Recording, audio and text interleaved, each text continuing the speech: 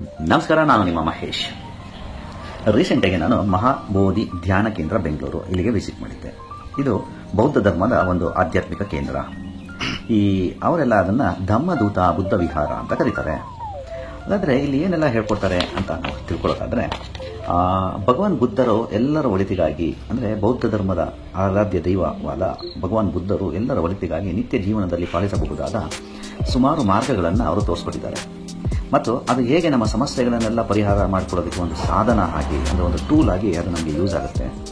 ಈ ರೀತಿ ನಾವು ಅಲ್ಲಿ ಹೋಗಬೇಕಾದ್ರೆ ಅವರು ಯಾವುದೇ ರೀತಿಯ ಜಾತಿ, ಧರ್ಮ, ಪಂಗಡ ಈ ಯಾವುದನ್ನು ಕೂಡ ಅವರು ನೋಡೋದಿಲ್ಲ. ಮುಕ್ತವಾಗಿ ಎಲ್ಲರೂ ಕೂಡ ಬಂದು ಇಲ್ಲಿ ಅವಕಾಶನ ಪಡ್ಕೋಬಹುದು. ಈ ಬೆಂಗಳೂರು ಮಹಾಬೋಧಿ ಸೊಸೈಟಿ ಅನ್ನೋದು ಬೆಂಗಳೂರಿನ ಹೊರ ಪ್ರದೇಶದಲ್ಲಿ ವಿಶಾಲವಾದ ಜಾಗದಲ್ಲಿ ಇದೆ. ಈ ಧ್ಯಾನ ಮಂದಿರದಲ್ಲಿ ವರ್ಷಪೂರ್ತಿ ವಿವಿಧ ಕಾರ್ಯಕ್ರಮಗಳು ನಡೀತಾ ಇರುತ್ತೆ. ಹಾಗಾದರೆ ಇಲ್ಲಿ ಅವರೇನು ಮಾಡ್ತಾ ಇದ್ದಾರೆ ಅಂದರೆ ಧ್ಯಾನ ಅಂದರೆ ಮೆಡಿಟೇಷನ್, ಧಮ್ಮ ಅಂದರೆ ಜ್ಞಾನ ಅಥವಾ ಬೌದ್ಧದ ವಿಚಾರಗಳು ಕಲಿಕೆಯನ್ನು ಹಾಜರಿಸ್ತಾರೆ. ವರ್ಷಪೂರ್ತಿ ವಿವಿಧ ಸ್ಟ್ರಕ್ಚರಲ್ಲಿ ಅಥವಾ ವಿವಿಧ ಕೋರ್ಸ್ಗಳು, ವಿವಿಧ ಲ್ಯಾಂಗ್ವೇಜ್ಗಳಲ್ಲಿ ಅವರೆಲ್ಲದನ್ನು ಹೇಳ್ಕೊಡ್ತಾರೆ. ಹಾಗಾದರೆ ಇದರಿಂದ ನಮಗಾಗುವಂತಹ ಅನುಕೂಲಗಳಾದರೂ ಏನು? ಪ್ರಮುಖವಾಗಿ ನಾವು ಅದೇ ತಾನೇ ನೋಡೋದು, ನಮ್ಗೆ ಏನು ಅನುಕೂಲ ಆಗುತ್ತಪ್ಪ ಅಲ್ಲಿ ಹೋಗೋದ್ರಿಂದ ಅಂತ.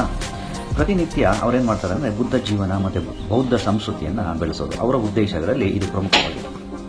ಎರಡನೇದು, ಇಲ್ಲಿಗೆ ಹೋಗೋದ್ರಿಂದ ಏನಾಗುತ್ತೆ ಅಂದರೆ ಮಾನಸಿಕ ಅಶಾಂತಿ, ಚಂಚಲತೆ, ಒತ್ತಡ, ಹಗೆತನ, ದುರಾಸೆ, ದ್ವೇಷ, ಕೋಪ, ಅಸಹನೆ ಇತ್ಯಾದಿಗಳನ್ನು ಶಮನ ಮಾಡೋದು, ಅಂದರೆ ಕಳ್ಕೊಳ್ಳೋದಕ್ಕೆ ಇದು ತುಂಬ ಉಪಯೋಗ ಆಗುತ್ತೆ.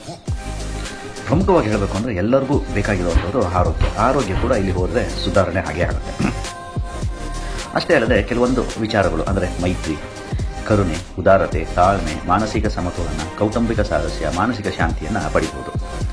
ಮತ್ತು ಕುಟುಂಬದಲ್ಲಿ ನಮ್ಮ ರೆಸ್ಪಾನ್ಸಿಬಿಲಿಟಿ ಏನು, ನಾನು ಇಂಡಿವಿಜುವಲ್ ಆಗಿ ನಾನು ಏನೆಲ್ಲ ಮಾಡಬೇಕಾಗತ್ತೆ, ಅಂದರೆ ಒಂದು ಕುಟುಂಬ ಅಂದರೆ ಏನು, ತಂದೆ, ತಾಯಿ, ಮಕ್ಕಳು, ಗಂಡ, ಹೆಂಡತಿ, ಮರಿ ಮೊಮ್ಮಕ್ಕಳು, ತಾತ, ಅಜ್ಜಿ ಈ ರೀತಿ ಎಲ್ಲರೂ ಇರ್ತಾರೆ. ಆದರೆ ಒಬ್ಬೊಬ್ಬರದ್ದು ಜವಾಬ್ದಾರಿ ಏನು ಅನ್ನೋದನ್ನು ಇದು ಹೇಳ್ಕೊಡ್ತಾರೆ. ಅಷ್ಟೇ ಅಲ್ಲದೆ ಹಿಂದೂಗಳಾಗಿರುವಂತಹ ನಮಗೆ ಬೌದ್ಧ ಧರ್ಮದ ಬಗ್ಗೆ ಒಂದು ತಿಳುವಳಿಕೆ ಅಥವಾ ಬುದ್ಧರ ಜೀವನ ಚರಿತ್ರೆ, ಅವರು ಬುದ್ಧರು ಹೇಗೆಲ್ಲ ಜೀವನ ನಡೆಸಿದ್ರು ಅನ್ನೋದನ್ನು ಕೂಡ ಅವರು ಹೇಳ್ತಾರೆ. ಇನ್ನೊಂದು ಸೋಷಿಯಲ್ ಸರ್ವಿಸ್ ಅಥವಾ ಸೋಷಿಯಲಲ್ಲಿ ಅಂದರೆ ಸಮಾಜದಲ್ಲಿ ನಾವು ಪ್ರೀತಿ ವಿಶ್ವಾಸದಿಂದ ಹರಡಿ ಸೌಹಾರ್ದತೆಯ ಬಾಳನ್ನು ಬದುಕೋದು ಹೇಗೆ, ಅಭಿವೃದ್ಧಿಯನ್ನು ಹೊಂದೋದು ಹೇಗೆ, ನಾವು ಇಂಡಿವಿಜುವಲ್ ಆಗಿ ನಾವು ಒಬ್ಬರೇ ಅಲ್ಲ, ಇಡೀ ಸೊಸೈಟಿ ಕೂಡ ಹೇಗೆ ಮಾಡಬಹುದು ಅಂತ ಈ ಬೋಧಿ ಜ್ಞಾನ ಮತ್ತು ಈ ಬೌದ್ಧ ಧರ್ಮದ ಎಲ್ಲ ವಿಚಾರಗಳನ್ನು ಉಚಿತವಾಗಿ ಹೇಳ್ಕೊಡುತ್ತೆ.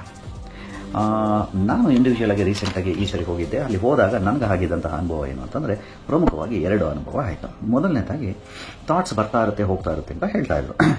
ನಾನು ಆ ಮೆಡಿಟೇಷನ್ ಕೋರ್ಸ್ ನಡೆಯುವಂಥ ಸಂದರ್ಭದಲ್ಲಿ ಒಂದು 10-12 ಮೆಟ್ಲು ಇರುವಂತಹ ಮೆಟ್ಲನ್ನು ಹತ್ತಿ ನಿಂತ್ಕೊಂಡೆ. ಅವರು ಮೈಂಡ್ಫುಲ್ನೆಸ್ ಅಂತ ಅಂತಾರೆ, ಅಂದರೆ ಯೋಚನೆ ಇಲ್ಲದಂತಹ ಮನಸ್ಥಿತಿಗೆ ನಾವು ಇರಬೇಕು ಅಂತ ಹೇಳ್ತಾರೆ. ಆ 10-12 ಮೆಟ್ಲು ಹತ್ತೋಷ್ಟೊಳಗಡೆ ನನಗೆ 3 ಥಾಟ್ಸ್ ಬಂತು. 2ರಿಂದ 3 ಥಾಟ್ಸ್ ಕಂಪ್ಲೀಟಾಗಿ ಬಂತು. ನಾನು ಅಲ್ಲೇ ನಿಂತ್ಕೊಂಡೆ, ಹಿಂದೆಗಡೆ ತಿರುಗಿ ನೋಡಿದ್ರೆ ಬರೀ 10-12 ಮೆಟ್ಲು ಮಾತ್ರ ಇದೆ. ಏನಿದು ಬರೀ 12 ಮೆಟ್ಲಿಗೆ 2 ಥಾಟ್ ಎಲ್ಲ ಬಂತಲ್ಲ ಅಂತ. ಅದಕ್ಕೆ ಅವ್ರು ಹೇಳ್ತಾ ಇದ್ದಾರೆ ಪ್ರತಿದಿನ ಸುಮಾರು 80,000-90,000 ಸಾವಿರ ಥಾಟ್ಸ್ ಬರುತ್ತೆ. ಅದನ್ನು ನೀವು, ಅದು ಕೆಲವೊಂದು ಬೇಕಾಗಿರುತ್ತೆ, ಕೆಲವೊಂದು ಬ್ಯಾಡ್ದಲ್ಲಿರೋ ಥಾಟ್ಸ್ ಎಲ್ಲ ಇರುತ್ತೆ. 90,000 ಥಾಟ್ಸ್ 80,000 ಥಾಟ್ಸ್ ಅನ್ನು ನೀವೇ ಯೋಚನೆ ಮಾಡಿ ಎಷ್ಟೆಲ್ಲ ಬರುತ್ತೆ ಅಂತ ಅಲ್ವಾ. ಸೊ ಹಾಗಾಗಿ ನನಗೆ ಅದು ಒಂದು ಜ್ಞಾನ ಆಯಿತು. ಅಂದರೆ ಎಲ್ಲರೂ ಹೇಳ್ತಾರೆ ಥಾಟ್ಸ್ ಬರ್ತಾ ಇರುತ್ತೆ, ಹೋಗ್ತಾ ಇರುತ್ತೆ ಅಂತ. ಬಟ್ ಆ ಮೂಮೆಂಟಲ್ಲಿ ನನಗೆ ಆಯಿತು, ನನಗೆ ಇಷ್ಟು ದಿನ ಅದರ ಅರಿವು ಅಥವಾ ಅದರ ಬಗ್ಗೆ ಪ್ರಜ್ಞೆ ಅಥವಾ ಅದರ ಬಗ್ಗೆ ತಿಳುವಳಿಕೆ ಇರಲಿಲ್ಲ. ಈಗ ನನಗೆ ತಿಳುವಳಿಕೆ ಆಯಿತು, ಹೌದು ಥಾಟ್ಸ್ಗಳು, ಯೋಚನೆಗಳು ಬರ್ತಾ ಇರುತ್ತೆ ಅನ್ನೋದು ಮೊದಲನೇದು.